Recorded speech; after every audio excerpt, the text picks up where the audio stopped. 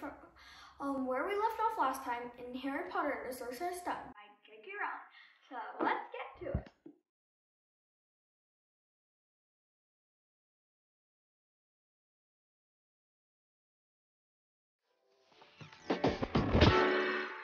So let's begin.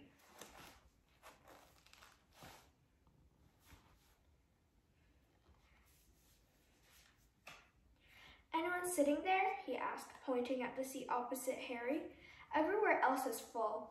Harry shook his head and the boy sat down. He glanced at Harry and then looked quickly out of the window, pretending he hadn't looked. Harry saw he still had a black mark on his nose. Hey, Ron, the twins are back. Listen, we're going down the middle of the train. Lee Jordan's got a giant tarantula down there. Right, mumbled Ron. Harry, said the other twin, did we introduce ourselves? Fred and George Weasley, and this is Ron, our brother. See you later then. Bye, said Harry and Ron. The twins slid the compartment door shut behind them. Are you really Harry Potter? Ron blurted out. Harry nodded. Well, I thought it might be one of Fred and George's jokes, said Ron. And have you really got, he pointed at Harry's forehead. Harry pulled back his bangs to show the lightning scar. Ron stared. So that's where, who? Yes, said Harry, but I can't remember it. Nothing? Said Ron eagerly. Well, I remember a lot of green light, but nothing else. Wow, said Ron. He sat and stared at Harry for a few moments. Then, as though he had suddenly realized what he was doing, he looked quickly out of the window again. Are all your family wizards? Asked Harry, who found Ron just as interesting as Ron found him. Yes, I think so, said Ron. I think Mom's got a second cousin who's an accountant, but we never talk about him. So you must know loads of magic already. The Weasleys were clearly one of those old wizarding families the pale boy in Diagon Alley had talked about. I heard he went to live with Muggles, said Ron. What are they like? Horrible. Well, not all of them. My aunt and uncle and cousin aren't, though. Wish I'd had 3 wizard brothers. 5, said Ron. For some reason, he was looking gloomy.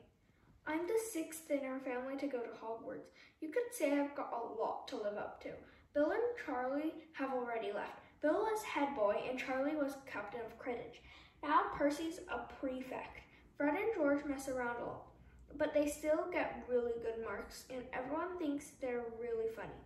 Everyone expects me to do as well as the others, but if I do, it's no big deal, because they did it first. You never get anything new, either, with 5 brothers. I've got Bill's old rose, Charlie's old one, and Percy's old rat. Ron reached inside his jacket and pulled out a fat gray rat, which was asleep. His name's Scabbards, and he's useless. He hardly ever wakes up. Percy got an owl from my dad for being made a prefect, but they couldn't, I got Scabbards instead. Ron's ears went pink. He seemed to think he'd said too much, because he went back to staring out of the window. Harry didn't think there was anything wrong with not being able to afford an owl. After all, he'd never had any money in his life until a month ago, and he told Ron so, all about having to wear Dudley's old clothes and never getting proper birthday presents. This seemed to cheer Ron up. And until Hagrid told me I didn't know anything about being a wizard or about my parents or Voldemort, Ron gasped. What? Said Harry. You said you know whose name? Said Ron, sounding both shocked and impressed. I'd have thought you, of all people. I'm not trying to be brave or anything, said Harry. I just never knew you shouldn't. See what I mean? I've got loads to learn, I bet, he added, voicing for the first time something that had been worrying him a lot lately. I bet I'm the worst in the class. You won't be. There's loads of people who come from Muggle families, and they learn quick enough. While they had been talking, The train had carried them out of London. Now they were speeding past fields full of cows and sheep.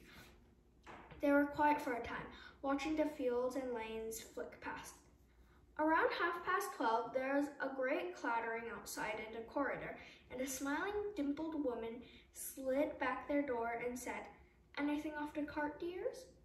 Harry, who hadn't had any breakfast, leapt to his feet, but Ron's ears went pink again, and he muttered that he'd brought sandwiches. Harry went out into the corridor. He had never had any money for candy with the Dursleys, and now that he had pockets rattling with gold and silver, he was ready to buy as many Mars bars as he could carry. But the woman didn't have Mars bars. What she did have were Bertie Bott's every flavor beans, Jubal's best blowing gum, chocolate frogs, pumpkin pasties, cauldron cakes, licorice wands, and a number of other strange things Harry had never seen in his life. Not wanting to miss a thing, he got some of everything and paid the woman 11 silver sickles and 7 bronze nuts. Ron stared as Harry brought it all back into the compartment and tipped it onto an empty seat. "Hungry, are you?" "Starving," said Harry, taking a large bite out of a pumpkin pasty. Ron had taken out a lumpy package and unwrapped it. There were 4 sandwiches inside. He pulled one of them apart and said, "She always forgets I don't like corned beef." "Swap you for one of these," said Harry, holding up a pasty. "Go on." "You don't want this. It's all dry," said Ron. "She hasn't got much time," he added quickly. "You know, with 5 of us." "Go on, have a pasty," said Harry, who had never had anything to share before, or, indeed, anyone to share it with. It was a nice feeling sitting there throng, eating their way through all Harry's pasties, cakes, and candies. The sandwiches lay forgotten. "What are these?" Harry asked Ron, holding up a pack of chocolate frogs. "They're not really frogs, are they?" He was starting to feel that nothing would surprise him. "No, but see what the card is. I'm missing Agrippa." "What?" "Oh, of course you wouldn't know. Chocolate frogs have cards inside them, you know, to collect. Famous witches and wizards. I've got about 500, but I haven't got Agrippa or Ptolemy." Harry unwrapped his chocolate frog and picked up the card. It showed a man's face. He wore half-moon glasses, had a long, crooked nose, and flowing silver hair, beard, and mustache. Underneath the picture was the name Albus Dumbledore. "So this is Dumbledore," said Harry. "Don't tell me you'd never heard of Dumbledore," said Ron. "Can I have a frog? I might get Agrippa. Thanks." Harry turned over his card and read, "Albus Dumbledore, currently headmaster of Hogwarts. Considered by many the greatest wizard of modern times, Dumbledore is particularly famous for his defeat of the dark wizard Grindelwald in 1945, for the discovery of the 12 uses of dragon blood, and his work on alchemy with his partners, Nicholas Flamel. Professor Dumbledore enjoys chamber music and 10-pin bowling." Harry turned the card back over and saw, to his astonishment, that Dumbledore's face had disappeared. "He's gone!" "Well, you can't expect him to hang around all day," said Ron. "He'll be back." "No, I've got Morgana again, and I've got about 6 of her. Do you want it? You can start collecting." Ron's eyes strayed to the pile of chocolate frogs waiting to be unwrapped. "Help yourself," said Harry. "But in, you know, the Muggle world, people just stay put in photos." "Do they? What, they don't move at all?" Ron sounded amazed. "Weird." Harry stared as Dumbledore sidled back into the picture on his card and gave him a small smile. Ron was more interested in eating the frogs than looking at the famous witches and wizards cards, but Harry couldn't keep his eyes off them.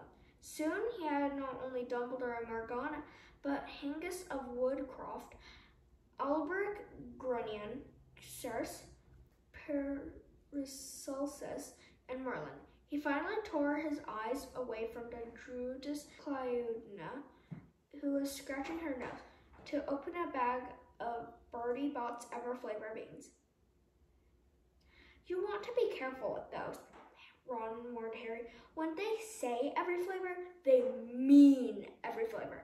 You know, you get all the ordinary ones like chocolate and peppermint and marmalade, but then you can get spinach and liver and tripe. George reckons he had a booger-flavored one once. Ron picked up a green bean, looked at it carefully, and bit into the corner. And that's where I'm going to be stopping today. So, thanks for watching us, guys. Well, me. And I'll see you next time. Bye.